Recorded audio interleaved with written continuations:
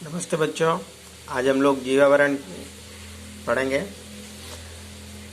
जीवावरण में या जीवावरण किसे कहते हैं, या जीवावरण कहाँ आया हुआ है, साथ ही साथ इसमें जीवावरण को कितने भागों में बांटा गया है तथा इस हमारे जीवावरण उसके बाद हम ये पढ़ेंगे कि मनुष्य की प्रवृत्तियों के कारण हमारे इस हमें जो हमारे आवरण है, जो हमारे आवरण आए हुए हैं उन पर क्या प्रभाव पड़ता है। तो सबसे पहले पढ़ते हैं जीवावरण। जीवावरण किसे कहते हैं? पृथ्वी के मृदावरण, जलावरण और वातावरण के जिस भाग पर जीव सृष्टि फैली हुई है उसे जीवावरण कहते हैं। और ये जो जीवावरण है, पृथ्वी पर जीवावरण एक महत्वपूर्ण आवरण है। यानी जो जीवावरण है वो पृथ्वी का सबसे महत्वपूर्ण आवरण है। सौर परिवार में पृथ्वी ही एक ऐसा ग्रह है जिस पर जीवावरण है। सौर परिवार पर सौर परिवार के सभी ग्रहों में सिर्फ एक हमारी मात्र पृथ्वी ही ऐसी है जिस पर जीवावरण संभव है। बाकी और कहीं पर अभी ऐसी कोई संभावना नहीं। पृथ्वी पर की जीव सृष्टि में वनस्पति, प्राणी, जीव जंतु और मानव का समावेश है। हमारी इस जीव सृष्टि पर प्राणी, वनस्पति और जीव जंतु तथा मनुष्य आते हैं। हम सब जो भोजन और दूसरी बहुत सारी चीज वस्तुएं प्राप्त करते हैं वो सारी चीजें हमें इस जीवावरण से ही मिलती है। हमारी वनस्पति और प्राणियों यानी हम वनस्पति और प्राणियों के बिना जीवित नहीं रह सकते। हमारा अस्तित्व इनके बगैर नहीं है और इसका निर्वाह भी हमारा ही इस जीवावरण पर ही है। हम इन जीवावरण को दो भागों में बांटते हैं, एक अजैविक, दूसरा जैविक। अजैविक भाग में हमारा क्या आता है? उसमें मृदावरण, जलावरण और वातावरण का अध्ययन किया जाता है या ये चीज़ें आती हैं। तथा हमारे जैविक विभाग में क्या क्या चीज़ें आती हैं? तो जैविक विभाग में हमारा वनस्पति, प्राणी और सूक्ष्म जीवाणु आते हैं। बच्चों विचार कीजिए कि हमारे आसपास रही हुई जीव सृष्टि में कोई एक सृष्टि नष्ट हो जाए तो उसका हमारे जीवन पर क्या प्रभाव पड़ेगा। उदाहरण के लीजिए कोई पक्षी, तो क्या है? तो इसे आप सोचिए। मेरा मानना है कि अगर जैसे कि जो ये वातावरण है उस पर कोई ना कोई जीव एक दूसरे पर डिपेंड करते हैं, हम एक दूसरे के पूरक हैं। हमारा अस्तित्व धरती से है, धरती के प्राणी, जीव जंतु और हम सभी एक दूसरे से मिले हुए हैं। चैन बनती है, कड़ी बनती है। तो पक्षी न रहने से हमें कहीं ना कहीं कुछ बहुत सारा नुकसान हो सकता है। आप इसके बारे में विचार कीजिएगा।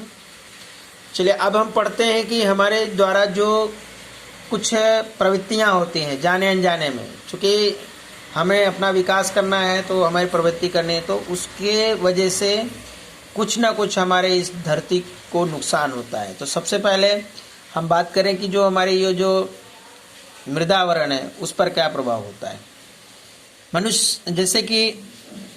मनुष्य अपने विकास के लिए न जाने कितनी प्रवृत्तियां जाने जाने में करता है, जिससे अनेक आवरणों का संतुलन बिगड़ता रहता है।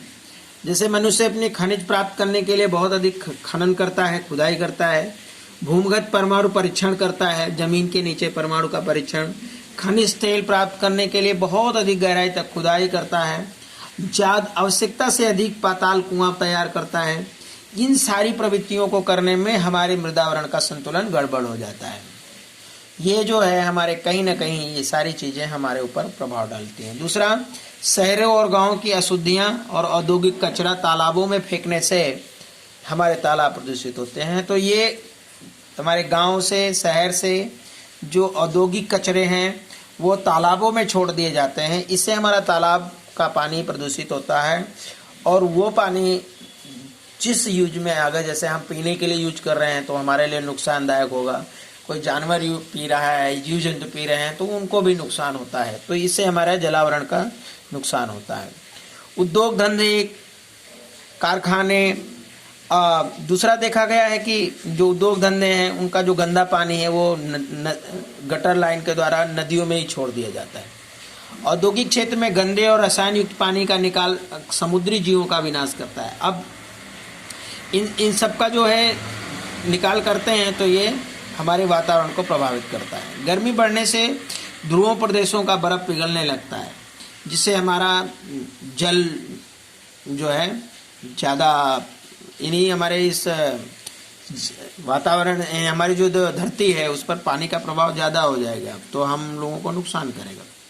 जहाज़ों का निरर्थक तेल बहने के कारण औद्योगिक क्षेत्रों में गंदे रसायन युक्त पानी का निकाल समुद्री जीवों का विनाश कर रहा है। मतलब जो रसायन युक्त पानी है, केमिकल वाला पानी, गंदा पानी, ये सारे औद्योगिक कचरे का पानी, ये जो है समुद्रों में जाता है, वहाँ पर जो समुद्री जीव जंतु हैं उसको नुकसान करता है, और ये कहीं ना कहीं हमें भी नुकसान करता है।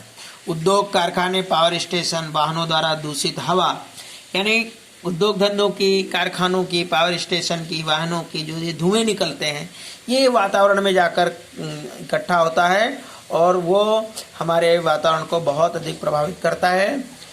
और वाहनों से अधिक आने जाने वाले क्षेत्र में कार्बन मोनोऑक्साइड जैसी गैसें निकलकर वातावरण में जाती हैं और हमारे इस वातावरण में कार्बन डाइऑक्साइड का प्रमाण बढ़ता है।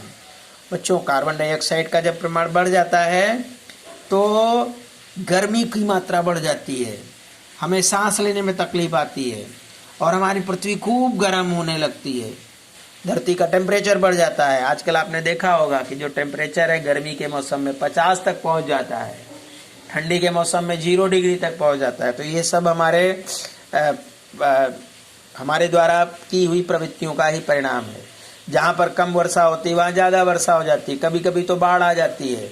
यानी वर्षा का संतुलन, गर्मी का संतुलन, ये ध्रुवीय प्रदेशों में बर्फ पिघलने का संतुलन, ये सब हमारे कुकृत्यों के द्वारा फैलता जा रहा है। तो हमें कहीं ना कहीं अपने सुख सुविधाओं का उपयोग करने के लिए जो हम ये कृत्य करते हैं, हमें इस पर रोक लगानी पड़ेगी, अन्यथा हमारी जीव सृष्टि नष्ट हो जाएगी और हमें हमारे पर्यावरण का शोषण करने से बचाना है। अगर हम इस पर्यावरण का शोषण यानी शोषण को रोकना चाहते हैं तो ये जो कुछ एक्टिविटी हैं हमें कम प्रमाण में करना है। पर्यावरण का शोषण होने से प्रकृति की पोषक कड़ी प्रभावित होगी और जीवावरण के लिए नुकसानदायक होगा। यानी अगर हम ये सब कार्य करेंगे और इसको कंट्रोल नहीं करेंगे तो आने वाला समय हमारे लिए बहुत ही भयानक होगा। बच्चों, प्रवृत्ति क्या करनी है? प्राकृतिक और मानव सर्जित ऐसी घटनाओं के बारे में लिखिए जिनके द्वारा पृथ्वी पर अनेक आवरणों पर ज़्यादा प्रभाव पड़ता है। अब जैसे बात करें भाई, अभी बरसात का मौसम चल ही रहा है, तो बरसात के मौसम में बाढ़ आ जाती है और बाढ़ आने से बहुत सारे जीव सृष्टि को नुकसान होता है, मनुष्यों को नुकसान होता है, जानवरों को नुकसान होता है, कीड़े, यानी इस जीवावरण पे जो भी प्राणी आए हुए सबको नुकसान होता है। कहीं ना कहीं हमारे इन पेड़ पौधों को भी नुकसान होता है। और इस तरह से बहुत सारी ऐसी चीज़ें हैं जो मनुष्यों के द्वारा सर्जित और प्राकृतिक द्वारा बनी घटनाएं हैं, उसके बारे में आपको लिखिएगा। आपका प्रोजेक्ट है कि अपने आसपास प्रदूषण फैलाने वाले बातें और उनका प्रभाव का अध्ययन और उनके संभावित उपाय आप खोज के निकालिए। अब चैप्टर समाप्त होता है। जय हिंद।